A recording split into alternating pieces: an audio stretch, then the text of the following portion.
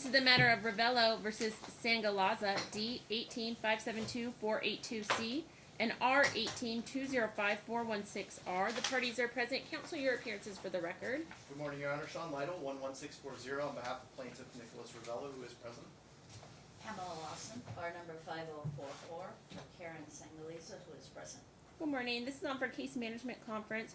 Return from FMC. Everybody have a seat. And for Mom's motion for temporary orders, Dad's opposition and counter motion, and Mom's reply. We'll talk about the case management setting at the end of today and set dates in the future. Counsel, I see that we went to mediation. It looks like an agreement was not reached. Mr. Lytle, do I have a financial disclosure form from your client? I don't see it. I just got the hard copy from him today. He was waiting on some records from Wisconsin, and so Okay. we'll be filing that this afternoon. All right, so my order regarding his financial disclosure form is that it be filed within a week of today's hearing date. Mom, this is your motion for temporary orders. It looks like, is Julian 4 months old? Is my math right? All right, Ms. Lawson, go ahead. Okay, Your Honor. We set forth pretty much everything in our written papers, so I won't regurgitate it to you, other than I just want to hit the high points of the timeline of this whole matter. Basically, the parties met in May of 2017. My client was employed in 2 jobs, saving money for school. She is a college student with 2 semesters left to finish to get her degree. She's also planning on going to graduate school, probably law school. Not long after she met the plaintiff, she became pregnant. Shortly thereafter, Dad talks Mom into returning to his home in Wisconsin, which is where he was from and where he lives. Mom goes, she quits her job. She becomes, when she's in Wisconsin, she's isolated, her car's not working. She's home all the time, and he's running around with his friends at night and sleeping all day. Mom reaches out to his mother to try to see if she can talk to him to get him to be a little more responsible. He doesn't work, he doesn't have a job. Mom leaves Dad in December, and she returns home and lives with her parents. She returns to school. She gets a job because she knows it's going to cost some money to get the babies coming. About 2 months later, Dad comes to Las Vegas, and he wants to reconcile with Mom, and he talks to Mom and her parents, and he promises he's going to act responsibly and take care of her. So they try again. In March 9th, the parties lease an apartment. There's 3 parties on that lease. There's Dad, Mom, and Dad's aunt. Dad returns to his irresponsible lifestyle, sleeping all day, going out at night with his friends. The exhibits that we attach show the different times that Mom tried to reach out to his friends, please send him home. He's still partying. Child's born April 25th, 2018. She stays with her parents for a few weeks, and they decide to reconcile, so she goes to the apartment. May, she writes, I guess the parties agree that they're going to have a schedule for who, because the babies, you know how babies are, they sleep and then they wake up about every 3 hours and they want to eat. So they have a schedule. Dad just can't deal with it alone. He wants Mom there when he has the baby. First incident is that Dad, the baby's crying, Mom's not in the room, baby's crying, and then he stops crying and Mom goes to check, and she sees Dad stuffing the blanket in the baby's mouth. And she says, "What are you doing?" And he says, "That's the only way I can keep him from crying." Apparently, I don't know, but apparently Mom doesn't use pacifiers, and he said that's the only way he could keep the baby from crying. A few days later, May 21st, he leaves the baby unattended while Mom's in the restroom. He leaves the baby on the bed, jumps over the balcony, disappears. 21st is a busy day. He later comes back with the police. He wants Mom and the baby out of the apartment. He wants to move back in. Police say she's on the lease, she has a right to be here. He packs a suitcase and he leaves. Same day, He returns in the afternoon with 3 large friends and tells Mom she needs to move out with the baby. She refuses. She calls the police, files a report. May 31st, Mom's father's visiting his daughter and the baby. Dad comes back to the apartment again, tries to get Mom and the baby out. Mom thinks he's acting kind of weird, he might be under the influence of something, and she's starting to become a little bit fearful of him. June 16th, Dad and a friend enter the apartment. Dad packs more clothes, tries again to get Mom to come out, he leaves. Mom applies for child support with the family support center. Dad gets served, he becomes irate. He comes over, he's violently angry, he throws a bowl, just misses her, threatens her with a chair. She calls 911. Dad runs to the guest room, I guess it is, and jumps over the balcony. The police intercept him, but since there's no physical damage, they don't arrest him. Mom has not changed the locks. She's never denied him entrance. When he does come to pack his clothes and stuff, he never checks on the baby, never asks about the baby, never asks to hold the baby. All he wants really is Mom out of the apartment. Mom should be awarded temporary primary custody of this child, and Dad's visitation should be supervised, at least initially, till he takes some classes. He's refused any kind of instruction on the care of an infant. He has no job.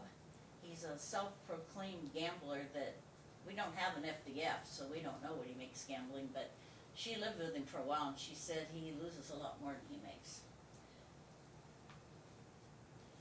The visitation should be supervised, because Dad is somewhat of a danger to the child until he learns how to take care of an infant. Supervised by who, Counsel? Pardon? Supervised by who? What, sorry. the instruction? Yeah, no, who should be the supervisor? Who should Oh, supervise his that's visitation? I'm not sure. It's a little bit of a problem. Maybe Donna's house until we find somebody. He doesn't have any family here. He's actually Who's from his Wisconsin. aunt that's on the lease? She doesn't live here? No, she lives in Wisconsin. Oh, okay. They couldn't rent the apartment without her because nobody has any enough verifiable funds. Okay, anything else? We're asking for temporary, or not temporary, preliminary attorney's fees. Mom's paying this herself. She's working, well, right now she's not working, but she's looking for a job. And she has family that will watch the baby when she does get a job. So she can't meet him on an equal plane without some help. I don't know what he's paid his attorney. I know I've reduced the fees tremendously, and she's paying payments. She needed the help. I wanted to provide it, and but it would certainly help in the ways of discovery and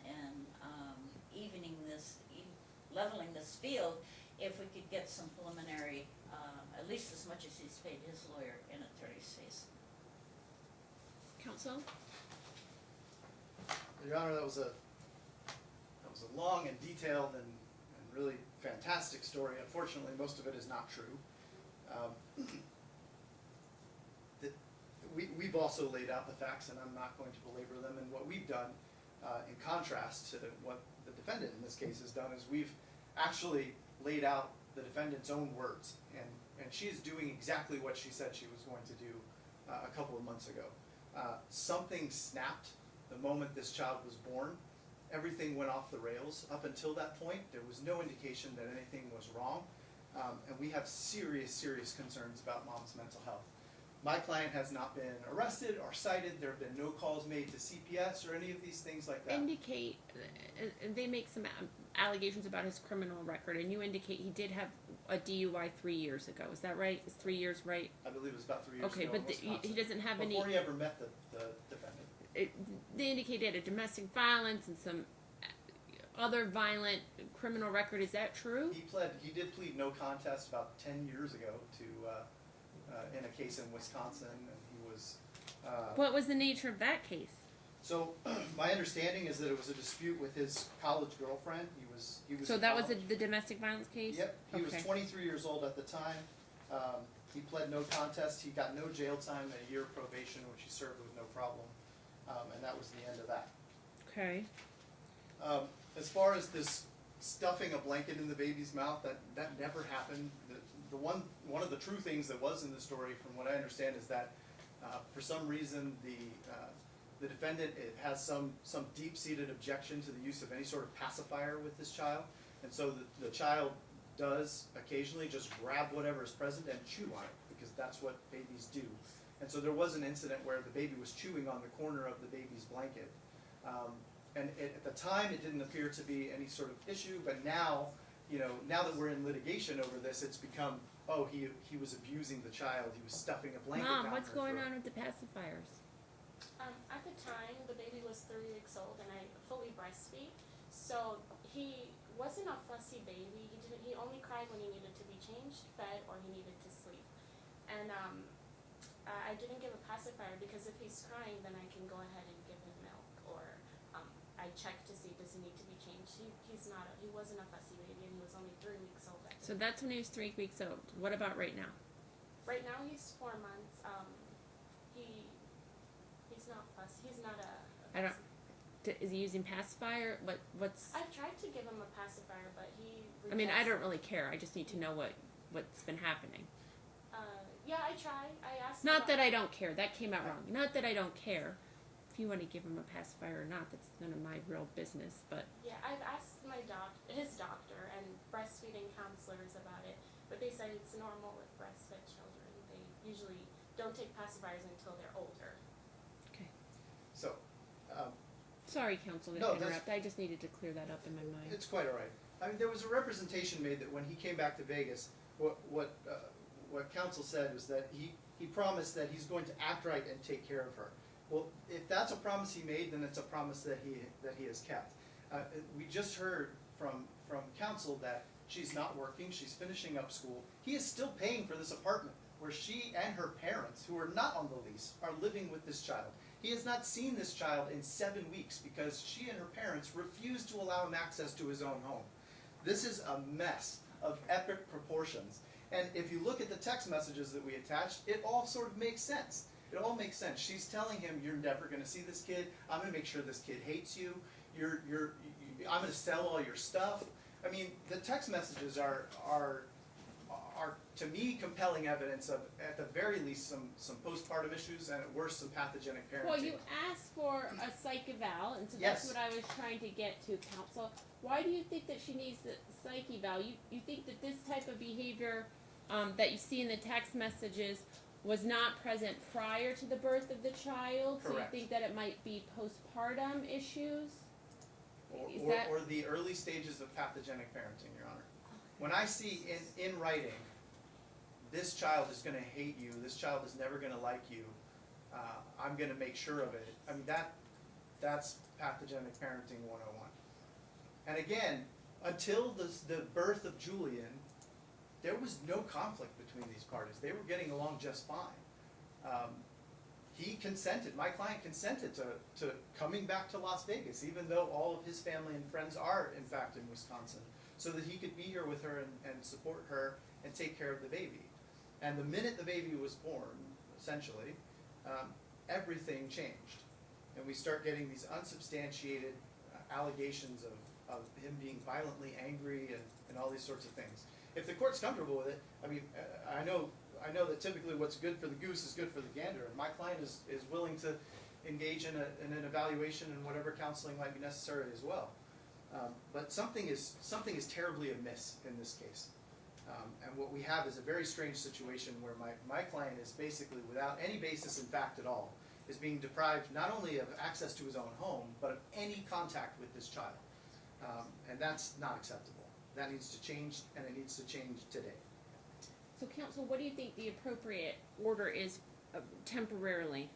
So temporarily, her parents need to be out of that house. They're not on the lease. They have no right to be there. If she wants to stay there on her own, then we're going to have to work that out. But he needs to at least have access to his child and to his home. to at the very least go in and in an unmolested way to collect whatever necessities he needs so that he, he's got a temporary housing situation somewhere else. But really, he wants, if she doesn't want to get help, then he would like to be back in that apartment with that child. That's what he's seeking to do today. Okay. All right, thank you. Counsel, I'm a little bit concerned about these emails. They're frightening. Bah ha ha, you're going to have a lonely, miserable Father's Day. You have no recent photos of Julian to post. Your friends can tell because I post him daily and he's clearly changed. You screwed yourself over. I'm not a fool, but you are. I didn't make this baby on my own, and I'm by no means going to make anything easy for you. And those are the ones I can repeat out loud. She would like to. Oh, go ahead. On the. Yes, Your Honor. At the time, I was really hurting for my child. What he doesn't show is my text messages reaching out to him. Are you gonna come see the baby? Are you gonna help me take care of this baby? Because he decided to leave on his own, and he never came by. He never asked me, how's the baby doing? Does he need anything? And as a new young mother, you see your child, and he doesn't have a father. But you said that you would raise him to hate evil white people. It was at the time I was very, very upset and hurt, but that's not how I raised him. I mean, he's half white. He's got a whole family. That's not what you say in your text Right, messages. it's You not. say the other. Yeah, that was very early when the baby was young. This- After that, I stopped. The baby is still young. This is Yeah. very difficult for me to read. Yeah. I mean, after that, I stopped contacting him because I'm no longer, angry and upset. What I have to do is be twice the parent for the baby if his father doesn't want to come see him. So some of these emails, he's asking to see the baby and how is the baby, and you're not responding. Those text messages, if you look at it, I was looking at them. They were never sent. Like an iMessage, if a message is sent, it'll say delivered at the bottom. And I never received any of those messages. There was a time also when I didn't have a phone because I was paying attorney fees, food and Not all the this rent stuff. though. No, not rent. Neither of us were paying rent at the time, but food, taking care of my baby, diapers, very expensive, toys, all kinds of things.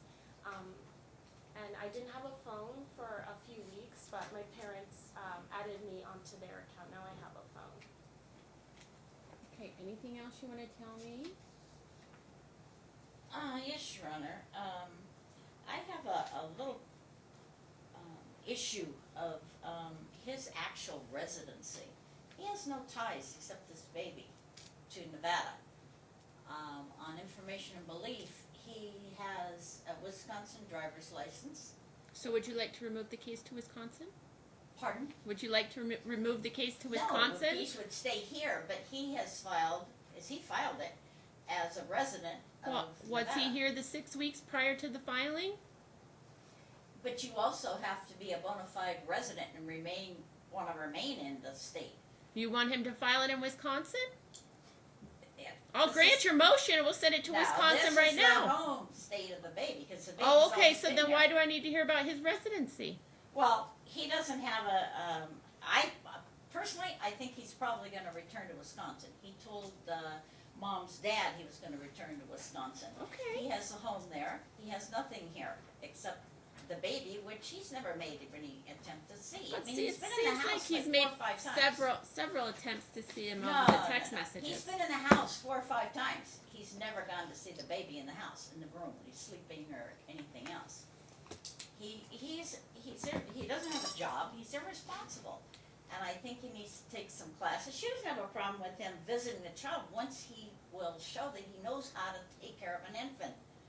He's saying the counsel said that the baby was babies chew on blankets. Not at 3 weeks they don't. They don't chew on blankets, and then stop crying. Mom does say that she will permit a pacifier. The baby just doesn't want it. No, I understand. I just needed to know what was going on. Mom just didn't have a postpartum. She was angry with Dad. She left him in December. You can't say they were happy before. She's not been happy. Well, whether they're Yes. happy or not happy, or who left who, or whether you're mad, all that's irrelevant for today. No, I'm just replying to what he said because they were a happy couple, and all of a sudden she has a baby. Now I she's a think raving- counsel was explaining why he's concerned about the psychological issues and why he made a request Correct. for psychological evaluation. I didn't take that as a remark as to, their history or past. Oh, I kind of did because Oh. it was in the pleading. No, the court needs to understand why when we ask for anybody asks for psychological evaluation, why specifically? Is it?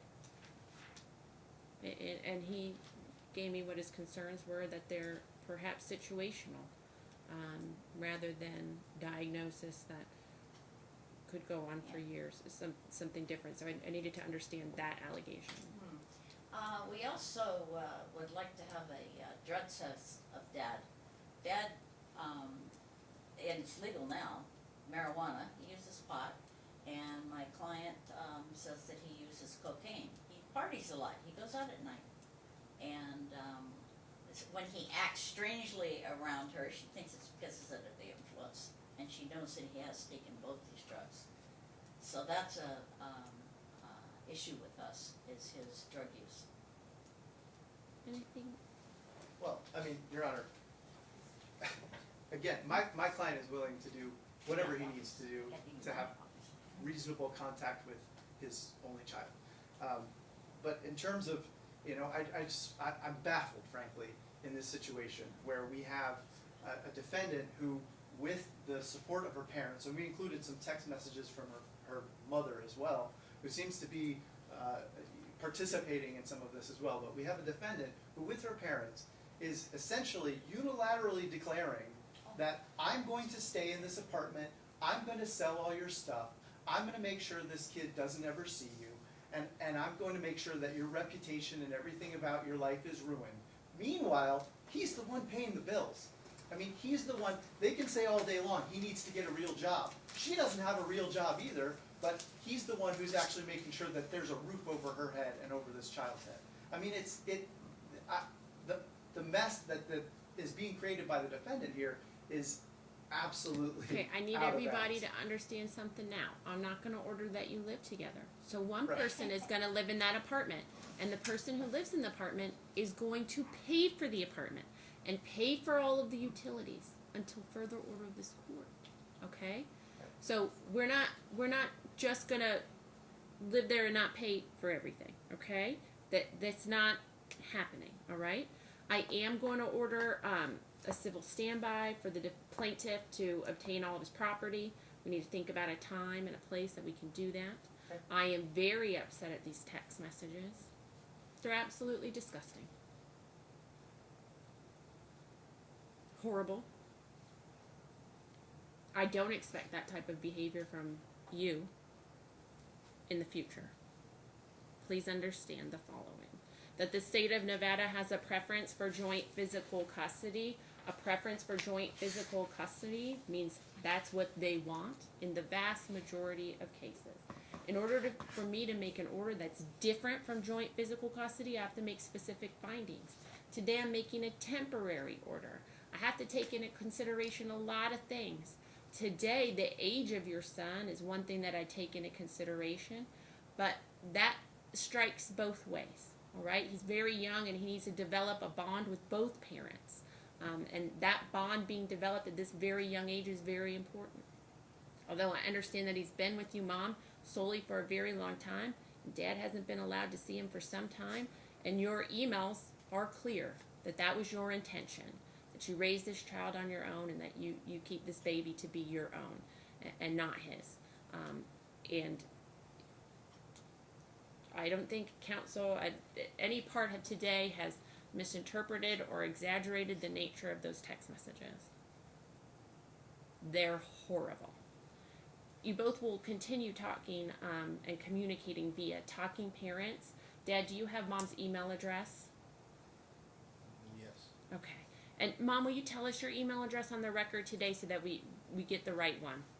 Yes. What's your email address? It's ksangalaza@gmail.com. Is that the one that you have? Yeah. All right. So he's going to set up the Talking Parents account within the next 24 to 48 hours, okay? I'm going to give you a flyer about that. Your counsel will help you and answer any questions you might have. Maybe you're going to get a request from Talking Parents. It's a free resource online to help parents communicate with each other.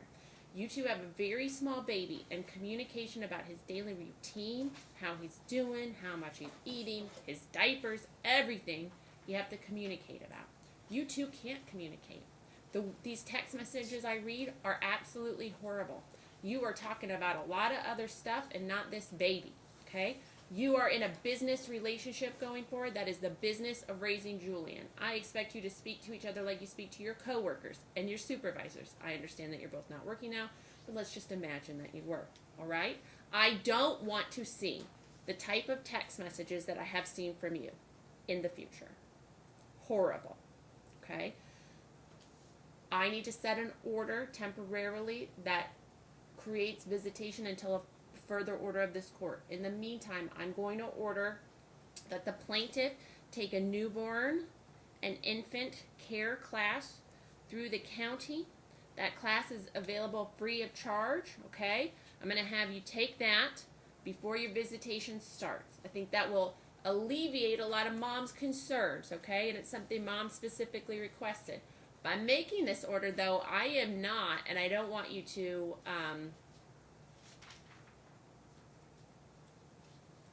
hear that I am taking mom's allegations as true today, okay?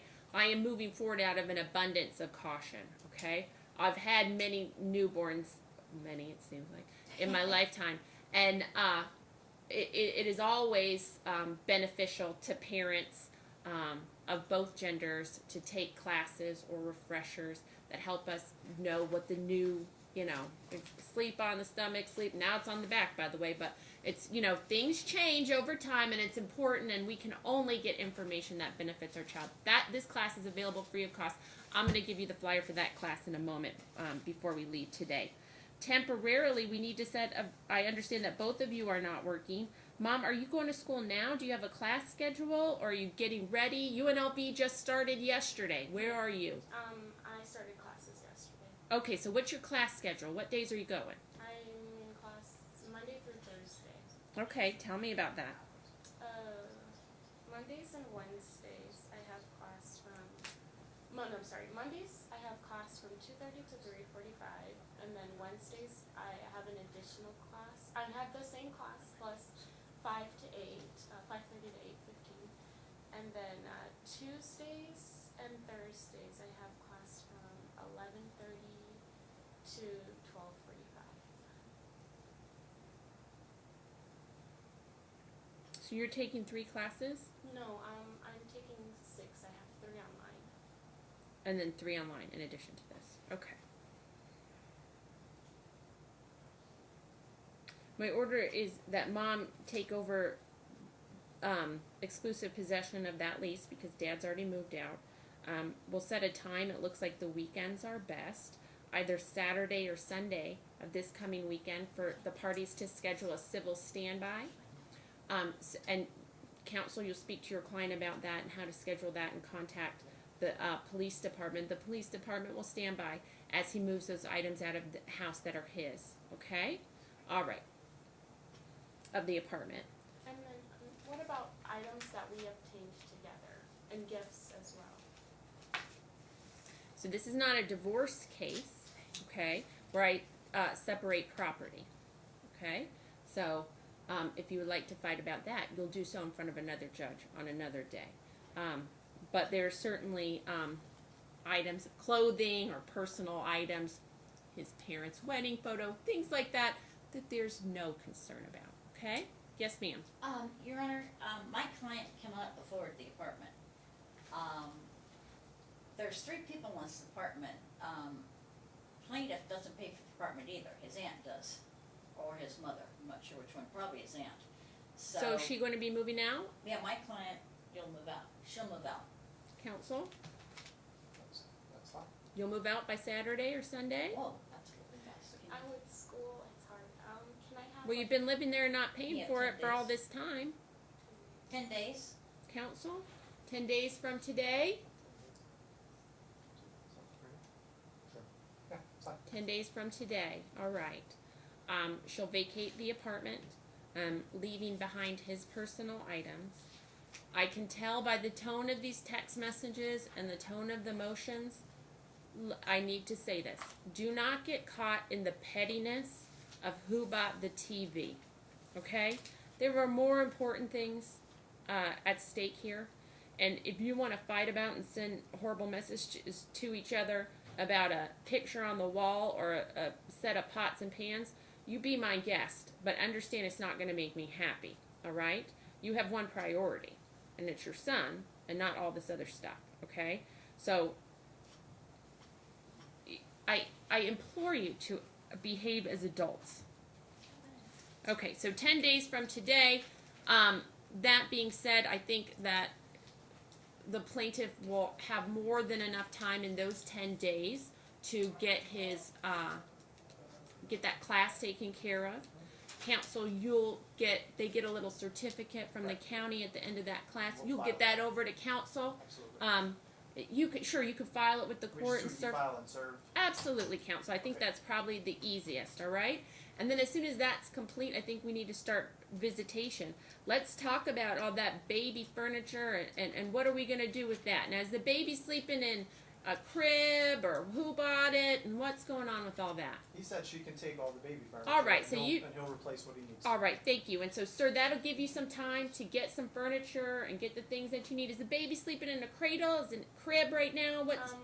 We co-sleep because I breastfeed and he wakes up to feed like an hour, 2 hours at night. Have you spoken to your doctor about this? Yeah. And your doctor recommends this? She says that if I'm able to do it, then it's probably best. And also, Which doctor said that? her name is Anita Henderson. Okay. The court's concerned about that, and I'm going to caution you right now. Co-sleeping is very deadly, okay? Extraordinarily deadly. Hundreds of infants die every year. I can't let that go unsaid. The baby sleeps in his crib when he's with you, all right? I implore the both of you to speak to your pediatrician again about that statement and reconsider your position, okay? I'm extraordinarily concerned that your doctor, whom you named on the record, told you to continue to co-sleep with the 4-month-old. She didn't say it, but I brought it up to her. You know, these are my concerns with breastfeeding, and he's constantly waking up at night to eat and eat and eat. And she said, well, if you are comfortable and you're able to do it, then, you know, yeah, with caution, but keep a watch on what you do. But it's common with breastfed children that they will wake up next to their mothers and feed. So I've had a conversation with her. Okay, my order is that you have another conversation with her at your next well check and reconsider this. You are temporarily I'm ordering joint legal custody. This is a legal custody issue. I'm real concerned about it. I want you to do a little bit more research and reconsider your position. So do you have a crib for him? Yeah, a crib and a bassinet that I put him in during the day. Okay. And so you'll get all new furniture for the baby. You each will be responsible for the diapers and the wipes and the stuff. He's 4 months old now, but the next 2 months are going to go really quickly, and then he'll be eating solid food soon, and all these things will be changing. That's why I think you need to be in constant communication about his schedule, what he's eating, what's happening with him on Talking Parents. I'm going to order a graduated schedule. I think that it's appropriate. It looks like on Mondays you have class 2 to 3:45, and then Wednesdays it goes to 8:15. Is that right? Okay. And so where are you living now? Is it close to where her apartment was, or is it far away? What is it? It's in the vicinity. Okay. Pretty close? Long-term rental. Okay. So. I believe it's about 2 miles away. Oh, okay. Or I was just yeah. making sure we weren't in Yeah, no, Henderson you're and not. Summerlin, No, and I we're- don't want the little baby in the car for 3 hours Right. to go back and forth. What I think is appropriate is that for at least the next month, on Mondays and Wednesdays, from 1:30 through 8:30, and we need to talk about that for a little bit so that we make sure we have enough time for travel time, that dad have the baby during that time, okay, when mom's at school, all right? And then on Tuesdays and Thursdays, that we carve out some time as well. So let me talk to you about your commute. I don't want to set you up for failure to be late or too early. So tell me, you said you have class at 2. So what time do you need to leave to get to class? And do you want dad to come pick up where you don't know where you're going to live yet, right? I do, with my parents. They have another house? I thought don't- they were They don't living. live in the house. Okay, so they have a house? Yeah, they have Okay. it. Yeah. Is it close? It's not close. No, it's on the other side of town. It's on northeast of Las Vegas. Okay, so you're going to move in with them in 10 days? Okay. So we need to find a pickup and drop off point that's probably maybe, in the middle so that you can exchange the baby on those Mondays and Wednesdays and on Tuesdays and Thursdays. So let's talk about that. So where would work? What time is it at? Well, you're going to class from 2 to 3:45 and then 2 to 8:15. So on Mondays and Wednesdays, I'm going to have him have the baby while you're in class. So does it make sense for you to drop off somewhere on your way to UNLV? And did I assume UNLV? Is it CSN? You tell me. Yes, it's UNLV. Okay. It can And when I went to UNLV, it took me 45 minutes to get there and another 20 minutes to park and walk in.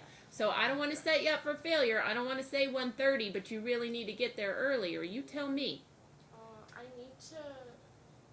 And we can have the receiving parent pick up. So that means dad can pick up from you at mom and dad's house, and then when you're done with school, you can pick up from him.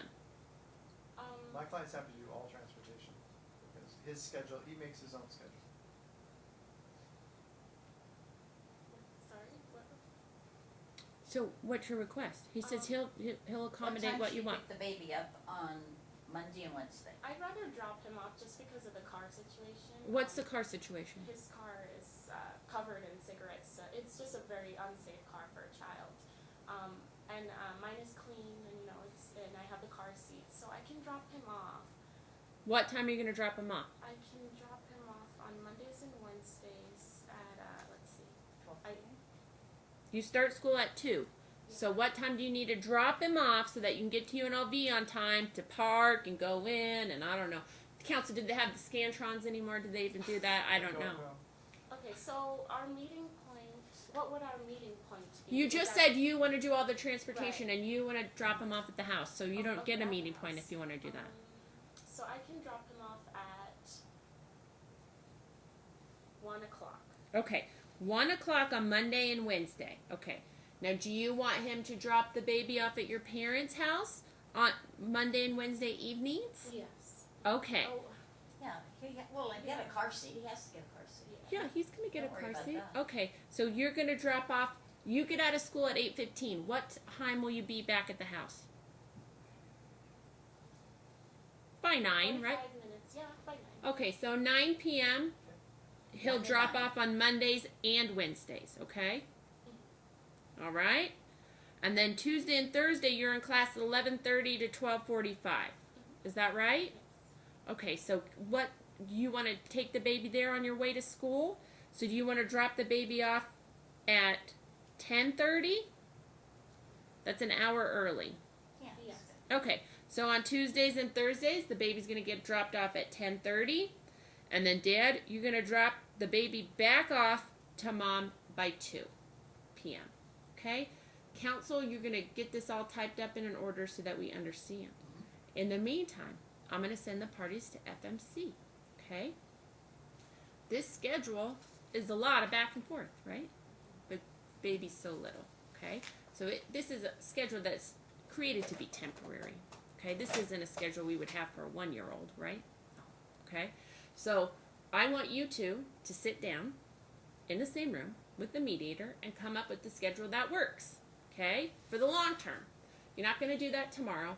Although I'm going to issue the referral today, Council, I'm totally fine if they wait 60 days or 90 days to sit down. I think when time for mediation is really ripe, where they see that they can work together. We're going to be on a new path of new communication, new working together. We're going to have people in different places, and you're going to learn more about traffic and all kinds of things in the next 60 days, okay? And so I ask you to be a little bit, somebody's going to run late one time. The baby's going to throw up all over the car seat in the middle of the commute. These things are going to happen, okay? They're not going to happen every time, but I'm going to ask you to be a little bit reasonable and give each other a little bit of grace in taking care of that baby and doing that transport. But I think this will work out well in the meantime. All right. I'm going to order joint physical custody based on that order. I understand that timeshare is not exactly joint physical custody, but I make this order for two reasons: mom's schedule, dad's schedule, the age of the baby, and with the intention that this increase over time, and that this is the schedule that works at least for the next month before everybody can get settled in their new places, get all the new equipment they need, get the baby class taken care of, you get settled into your school schedule, and we move on. Anything else, council? I'm going to set a date for return from mediation, council. Do you want me to set a trial date today?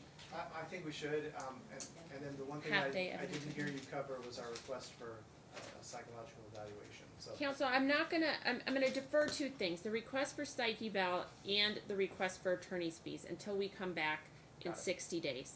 Those two things I'm going to leave on. I just want to I, include them in the I, order. I am hopeful Yeah. that the behavior I've seen on the text messages ends, that we go on a different path, and we can start to work together in this new circumstance. I know it's a time of transition and that may be difficult, but let's master that, and then we'll deal with those two issues. When we come back in 60 days for return from FMC, then I'm going to issue you a half-day evidentiary hearing and calendar call.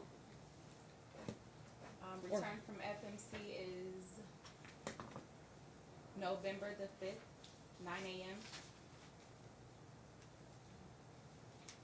Half-day evidentiary hearing is March the 28th, 1:30 p.m. Calendar call March 7th, 10 a.m. Council, I will issue. I'm sorry, I didn't get the time sorry. on the calendar call. Calendar 10. call 10 a.m. 10, thank you. Council, I am going to issue a CMO this afternoon, a case management order this afternoon. My equipment isn't working wonderfully. I would ordinarily do that for you now. I will have that done this afternoon, and you'll have e-service. Thank you so much. Good luck. Thank you, Your Honor. Council, Mr. Lytle, you'll prepare the order. I will.